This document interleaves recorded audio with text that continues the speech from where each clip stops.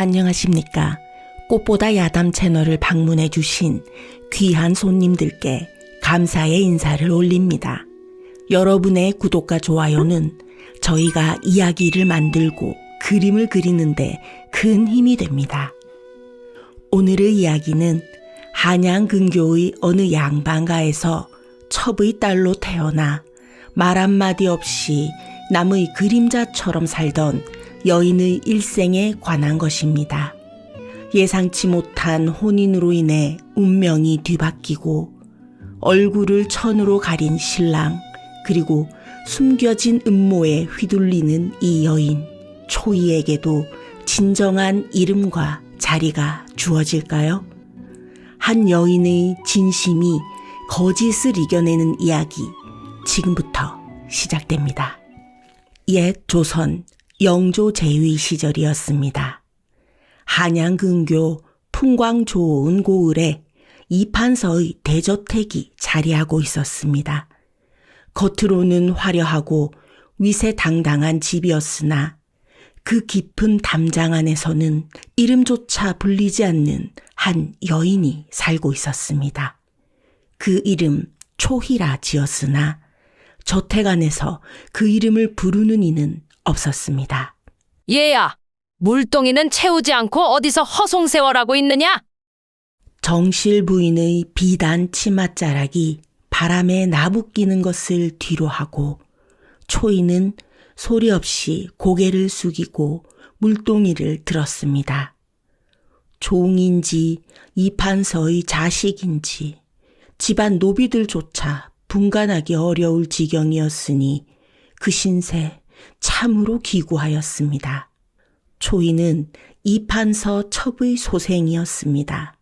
그래서 정실 부인의 눈에는 가시와 같은 존재였고 정실의 딸 화영은 말벗인 듯 몸종인 듯 초이를 부렸습니다.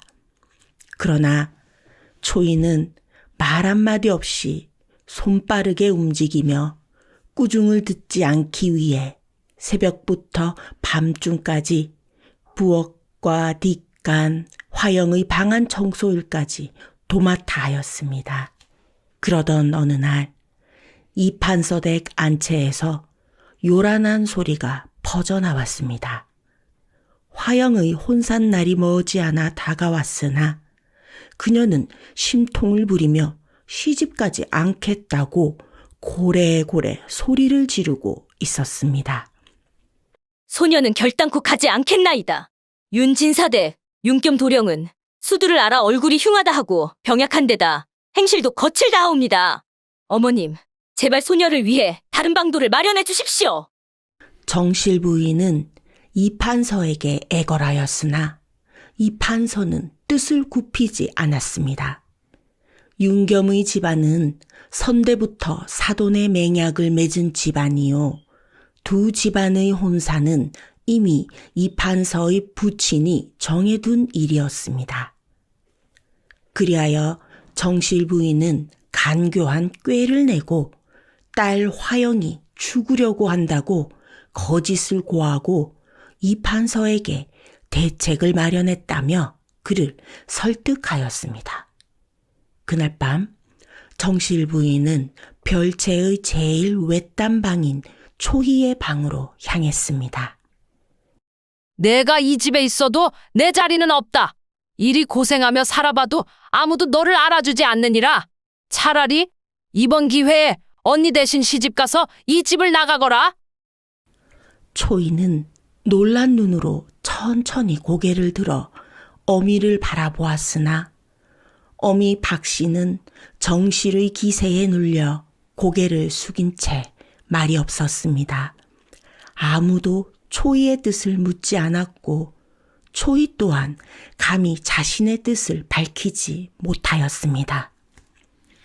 이 집을 벗어날 수만 있다면 초이는 차라리 험악한 서방일지언정 시댁으로 가서 최선을 다해서 사는 것이 더 나은 삶이 될 수도 있을 거라는 생각이 들었고 조용히 고개를 숙여 수락하였습니다.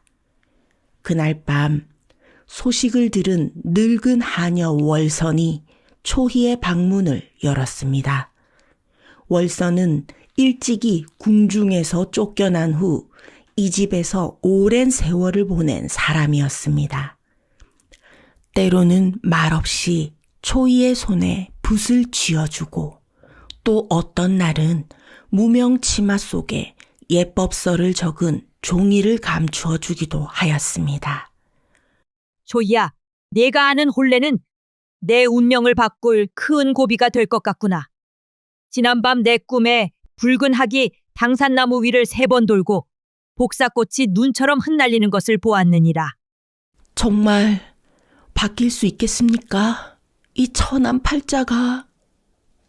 월선은 깊은 주름 사이로 미소를 지으며 초희의 옷보따리를 정성껏 싸주었습니다. 초희, 너는 이 집에서 이름 없이 살았음에도 그를 깨우쳤고 마음이 깊고 성품이 온화하니 그것을 알아볼 사람이 네 앞에 나타날 것이야. 지금은 비록 첩의 소생인 것을 감추어야 하겠지만 때가 오면 세상이 너를 인정해 줄 것이야. 초희는 그날 밤 잠들지 못하고 담은 입술로 하늘을 바라보았습니다. 한 줌의 달빛이 쓸쓸한 방 안에 흘러내리던 그 시각, 세상은 아직 그녀를 알지 못하였고 그녀는 단 한 번도 자신의 이름을 당당히 불려본 적이 없었습니다. 이윽고 혼례날이 밝았습니다. 계절은 늦봄, 해는 아직 중천에 오르기 전이었으나 초희의 손은 이미 땀으로 축축하였고 겉으로는 고요하나 속은 출렁이는 마음이었습니다. 마을 어귀를 지나 큰 대문에 들어설 즈음 모든 이의 눈길을 사로잡는 이가 있었으니 바로 신랑 윤겸도령이었습니다. 그는 관례에 어긋나게도 얼굴을 흰 명주천으로 가리고 있었습니다. 저 사내가 신랑이옵니까? 저 얼굴을 본 이가 없다 하더이다. 아이고, 그 흉터가 어찌나 참혹한지 거울조차 깨뜨린다 하옵니다. 수군거림이 혼례상 주위까지 퍼질 무렵 신랑 곁에서 발걸음을 재촉하여 따르는 사내 하나가 목소리를 낮추어 아뢰었습니다. 그가 바로 시종 만복이었습니다. 도련님께서는 어린 시절 처년들을 심하게 앓으신 탓에 낯빛이 상하셨사옵니다.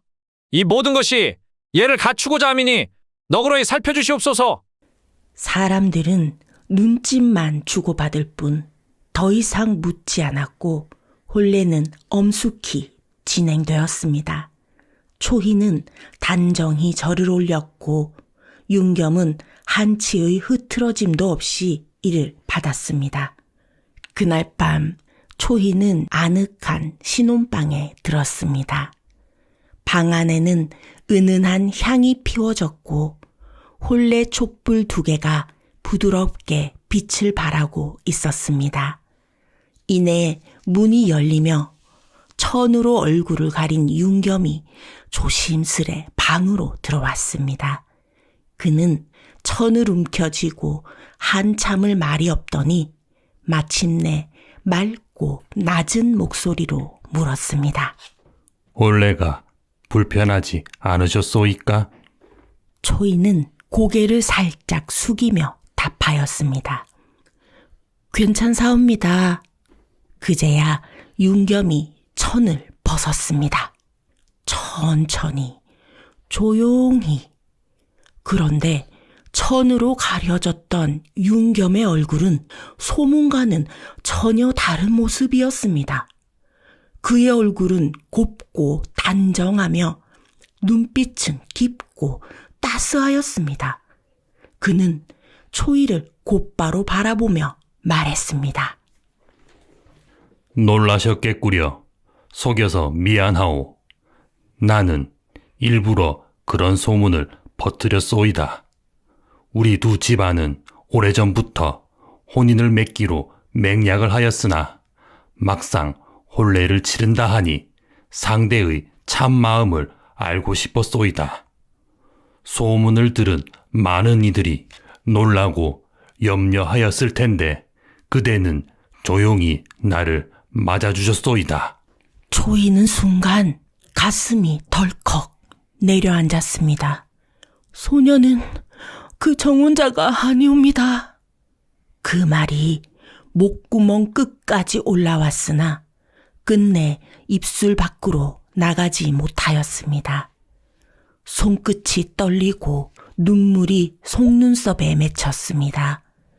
그러나 아무 말도 하지 못한 채 초이는 그만 정신이 아득해져 왔습니다. 사정을 알 리 없는 윤겸은 초이의 얼굴을 똑바로 바라보며 덧붙였습니다. 고맙소이다. 낯선 이를 낯설게 대하지 않은 그대에게, 그리고 그대를 처음 본 순간부터 그 아름다운 얼굴에 어울리는 그대의 이름을 불러보고 싶었소. 그는 처음으로 그녀의 이름을 정중히 입에 올렸습니다. 초이. 잠시 멈추었다가 그는 다시 말을 이었습니다. 이제는 내 부인이 되셨으니 부인이라 불러야 하겠지요. 그러나 때로는 부인만큼이나 아름다운 그 이름 초이를 불러드리고 싶소이다. 누구도 불러준 적 없던 그 이름이 그날 밤 처음으로 울림이 되어 방 안에 퍼졌습니다. 초이는 남편의 다정한 부름에 가슴이 저리었고 그제야 조용히 눈을 감았습니다. 두 사람은 그렇게 첫눈에 서로를 사랑하게 되었고 여느 부부처럼 행복한 신혼을 이어갔습니다. 그런데 시집 온 지 100일이 채 되기 전 초이의 시아버지 윤참파는 병환이 깊어졌습니다. 초겨울을 앞두고 갑자기 기력이 쇠하더니 밤낮을 가리지 않고 기침을 하였고 급기야 식사조차 제대로 못하게 되었습니다. 윤참파는 예로부터 청렴 강직한 벼슬아치로 명망이 높았으나 나이와 과로가 쌓여 귀체가 상한 지 오래였습니다. 초이는 망설임 없이 시아버지의 병수발을 하였습니다. 이른 새벽 이슬이 채 마르기 전 뜰에 나가 약초를 다려 손수 시아버지의 약사발에 정성껏 따랐으며 밤이면 불침을 밝혀 곁을 지켰습니다.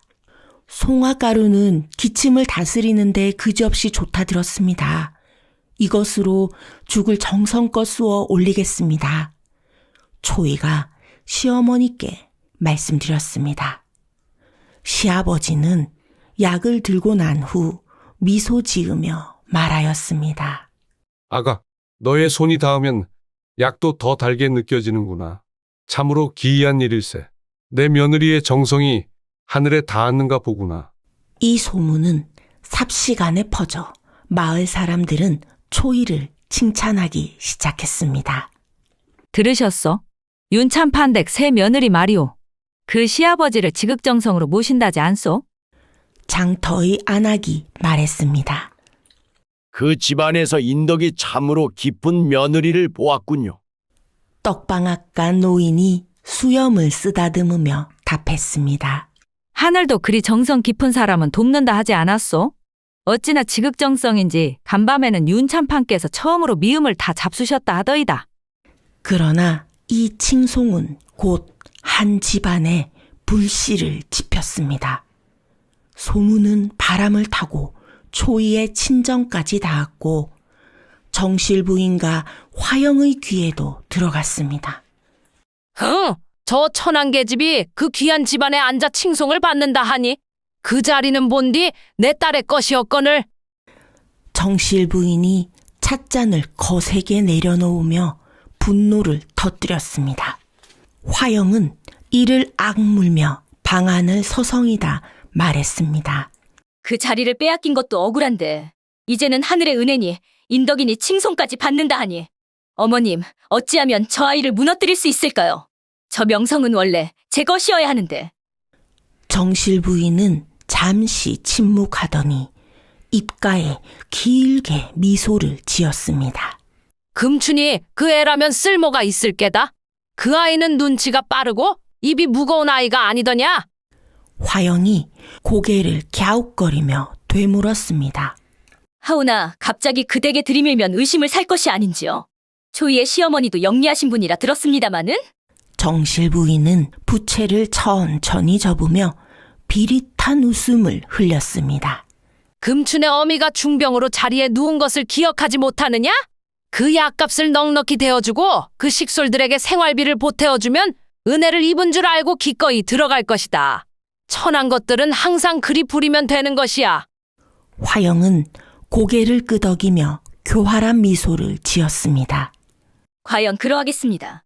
겉으로는 병수발을 돕는 척, 속으로는 초이의 허물을 소문내는 것이군요. 그렇지. 그리고 필요하다면 정실 부인은 목소리를 더욱 낮추었습니다. 불을 지필 죄를 조금 심어두는 것도 나쁘지 않을 게다. 내 혼인이 파해진 원한을 잊지 말거라. 이렇듯 하여 하녀 금추는 친정의 은혜라는 이름으로 초희의 시댁으로 보내졌습니다. 금춘이 들고 간 서찰에는 초희가 시아버지 병환을 홀로 감당하기 어려울 터이니 병수발에 도움을 주고자 금춘을 보낸다는 정성 어린 내용이 봉해져 있었습니다. 겉으로 보기에는 이는 친정어머니의 세심한 배려였고 초희는 그 속에 담긴 진의를 알지 못했습니다. 금춘은 머리를 조아리며 대문간에 섰습니다. 초희는 놀랐으나 거절할 수 없었습니다. 예전에 같은 집안에서 함께 지내던 이가 먼 길을 마다하지 않고 자신을 돕기 위해 찾아왔다 하니 그 마음이 물결처럼 흔들렸기 때문이었습니다. 금춘아, 내가 여기까지 오다니 참으로 반갑구나. 그러나 이곳에서 남의 집살이가 결코 쉽지 않을 터인데 내가 고생할까 걱정이 되는구나. 초이가 금춘의 손을 잡으며 말했습니다. 소희는 걱정 마십시오. 제가 비록 미약하오나 정성을 다해 아씨를 도와드리겠습니다. 저를 거두어 주신 은혜 평생 잊지 않을 것입니다. 그러나 초희는 여전히 매일 밤 잠을 제대로 이루지 못했습니다. 미소 띤 얼굴로 지내고 공손한 몸가짐을 잃지 않았으나 그 마음속에는 하나의 무거운 짐이 숨겨져 있었습니다.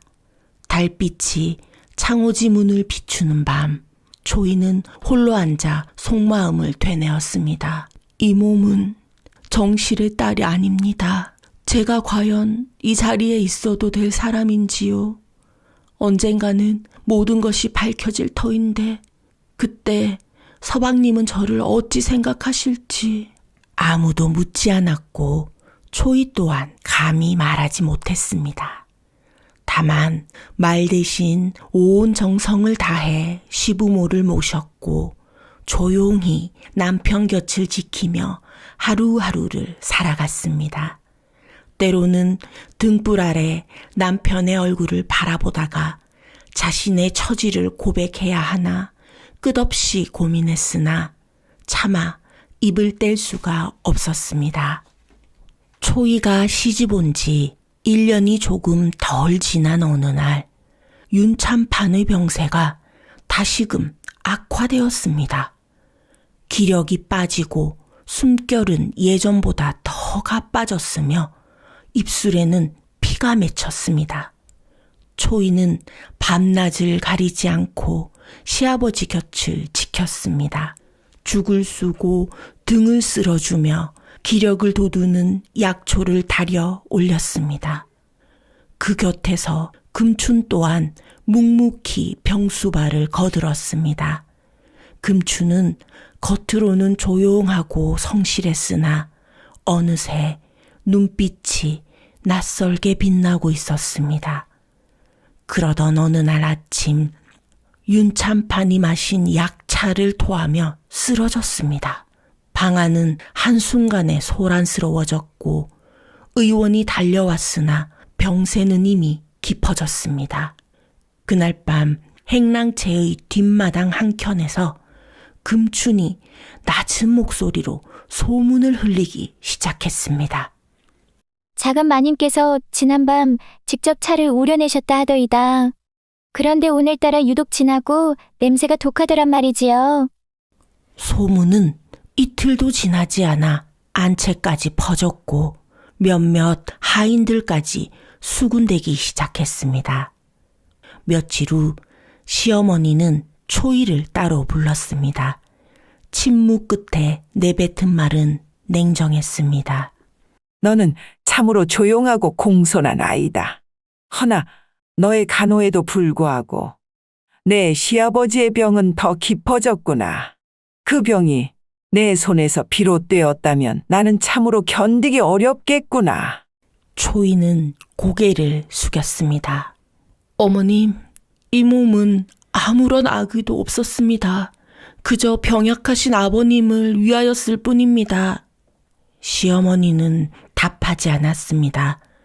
그 표정은 무너진 믿음을 애써 붙들려는 사람의 그것이었습니다. 그날 저녁 금주는 조심스레 작은 보따리를 들고 초이가 기거하는 안채로 향했습니다.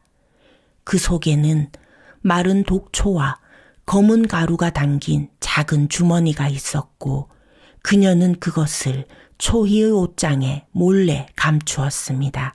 이튿날 아침 금춘이 소리를 질렀습니다. 이 방에서 이상한 것이 나왔습니다.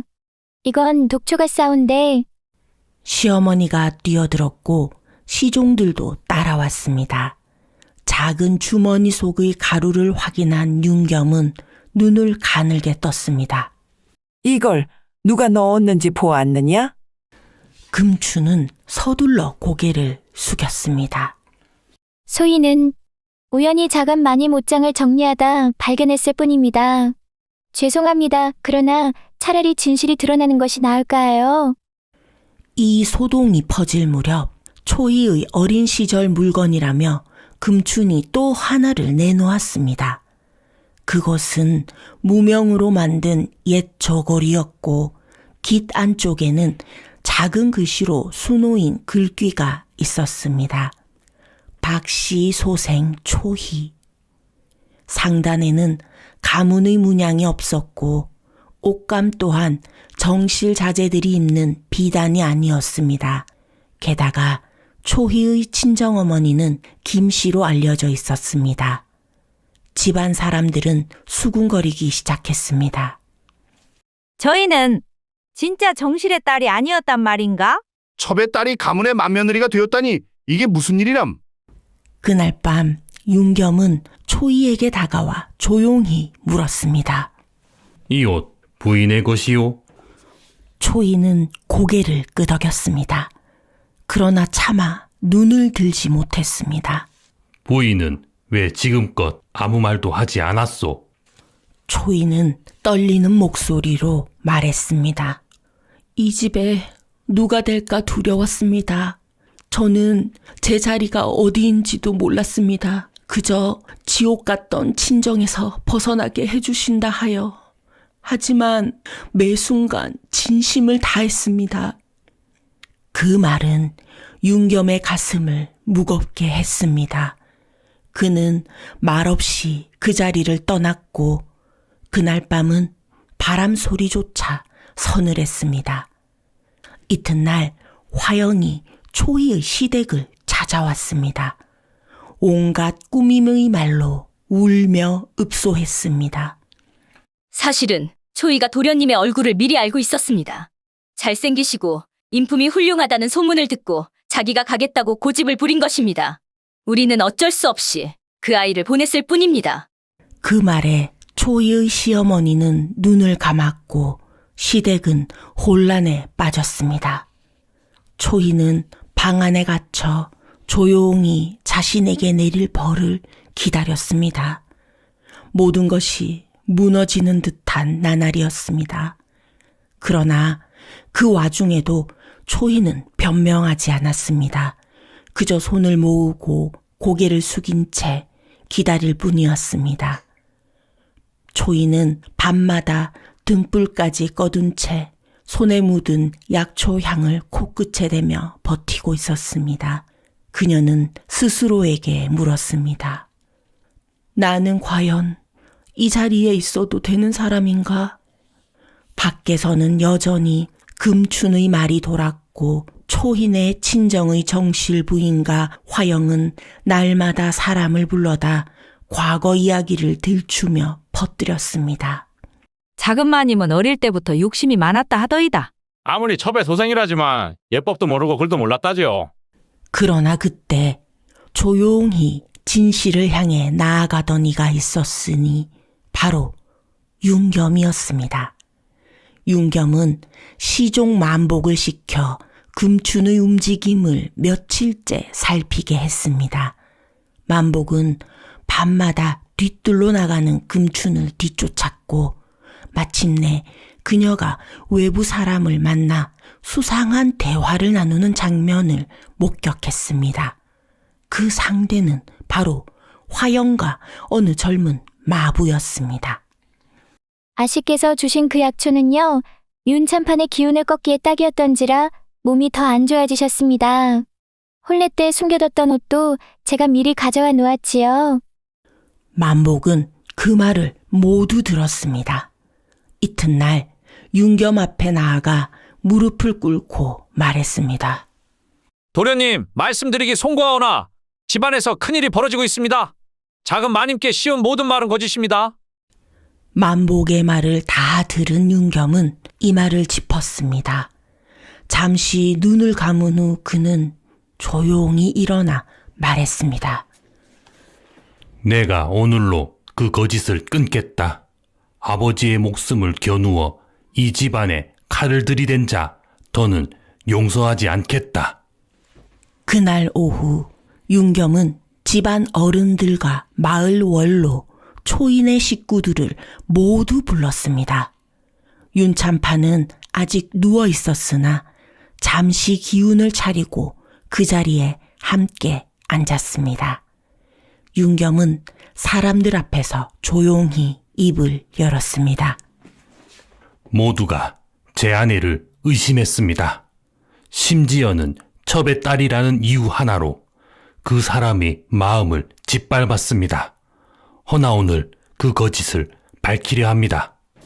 그는 먼저 자신이 혼례 전에 금강산 암자에서 3년간 은거했음을 밝혔습니다. 저는 과거 시험을 위해 집안의 후원으로 산사에 머물렀습니다.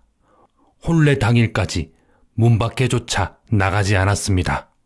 제 얼굴을 본 자는 없었습니다. 따라서 아내가 나의 외모를 알고 시집 왔다는 말은 거짓입니다. 만복이 이어 증언했습니다. 도련님은 혼례 전날까지 얼굴을 천으로 가리고 계셨습니다. 그 누구도 모습을 본 적이 없었습니다. 또한 제가 직접 들은 것이 있사옵니다. 금춘이가 화영아 씨와 공모하여 독초를 숨기고 거짓 증거를 꾸몄다는 사실을. 그 순간 월선이 방 안으로 들어왔습니다. 그녀는 초이의 손을 잡고 모든 사람들 앞에 말했습니다. 이 아이는 어릴 때부터 마음이 고왔습니다. 제가 몰래 그를 가르쳤고 예법도 익히게 했습니다. 그 누구보다 부드럽고 지혜로운 아이였습니다. 금추는 붙잡혔습니다. 윤겸은 그녀에게 마지막 기회를 주었습니다. 사람들 앞에서 진실을 말하라. 그러면 너의 벌은 가벼워질 것이다. 금추는 처음엔 입을 닫았으나 결국 울음을 터뜨렸습니다. 주인댁 마님과 아씨께서 시키신 대로 했습니다. 제 어미의 약값을 주신다 하여 어미가 아프다는 이유로 죽을 죄를 저질렀습니다.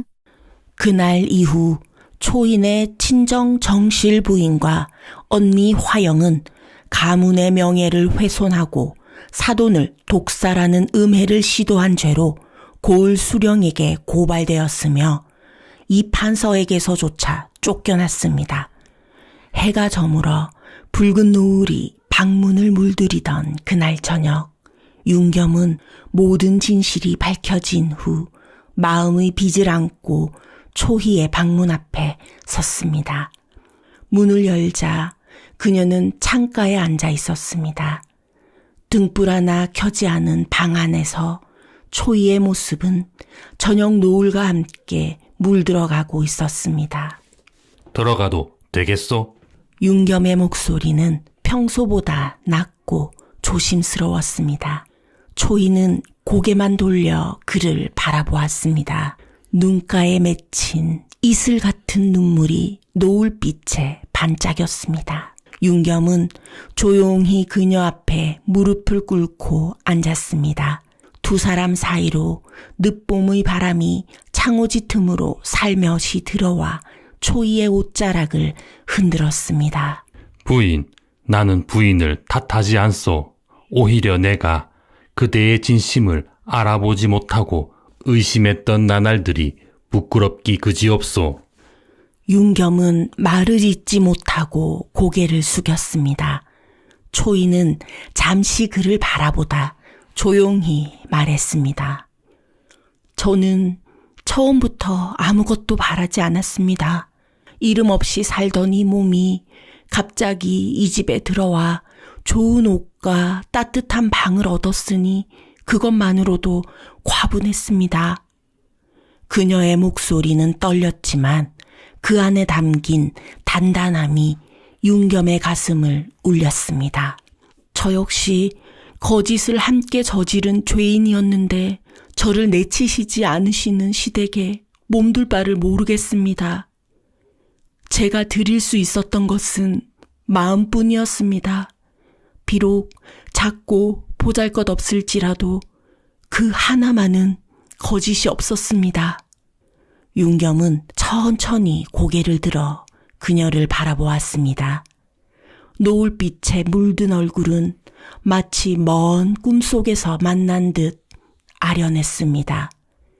그는 조용히 손을 뻗어 그녀의 손을 감쌌습니다. 그 하나로 나에겐 충분합니다. 이제부터는 내가 그대를 지키겠소. 두 번 다시 누구도 그대의 이름에 흙을 묻히지 못하게 하리다. 그날 밤 오랜 시련을 견뎌낸 두 사람의 방에는 달빛이 은은하게 스며들었습니다.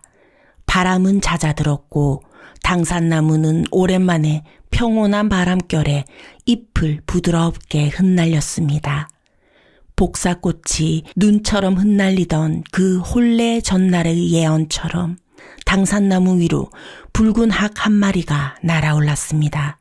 그리고 처음으로 초희는 자신의 이름이 불리는 소리에 대답할 수 있었습니다. 몇 번이고 그녀의 이름을 부르는 남편의 목소리에 그녀는 더 이상 두려움 없이 고개를 들었습니다. 부인, 초희 어디 있소? 예, 여기 있습니다. 이제 그녀는 이름을 가진 사람이 되었습니다. 이름 없이 살던 꽃이 마침내 제 자리를 찾아 피어난 것입니다. 초희는 이듬해 맞이로 아들을 낳았습니다. 그 아이는 학처럼 고고한 눈매와 아버지를 닮은 단단한 기상을 지녔습니다. 그 후 2년 뒤에는 딸을 낳았는데 그 아이는 초희를 닮아 고요한 미소와 깊은 눈빛을 가졌습니다. 시아버지는 손자, 손녀를 보고 기력을 회복하여 몇 해를 더 살았고 시어머니는 며느리의 정성과 지혜에 늘 감탄하며 집안의 대소사를 초희에게 맡기게 되었습니다. 우리 며느리는 하늘이 내려준 복이요. 첩의 딸이라 업신여겼던 내 마음이 얼마나 편협했는지. 시어머니는 종종 친지들에게 이렇게 말하곤 했습니다. 초희는 훌륭한 며느리, 지혜로운 아내, 자애로운 어머니로 살아갔습니다. 그리고 당산나무 아래에서 마을 아이들에게 글을 가르치며 자신처럼 세상에 이름 없이 살아가는 이들에게 빛을 비추었습니다. 당초 이름 없이 살던 그녀가 이제는 모두가 존경하는 홍문관 윤교리의 안 사람이 되어 세월을 보냈으니 인생의 고난은 언제나 때가 되면 비로소 복으로 돌아온다는 옛말이 새삼 떠오르는 일이었습니다. 이 이야기는 사회적 편견이 어떻게 한 개인의 삶을 고통스럽게 만들 수 있는지, 그리고 그럼에도 불구하고 진정한 인간성과 덕성은 결국 모든 장벽을 뛰어넘을 수 있음을 보여줍니다. 이처럼 초이의 이야기는 단순한 옛날 이야기가 아닌 오늘날 우리 사회에도 여전히 존재하는 편견과 차별에 대한 깊은 성찰을 요구합니다.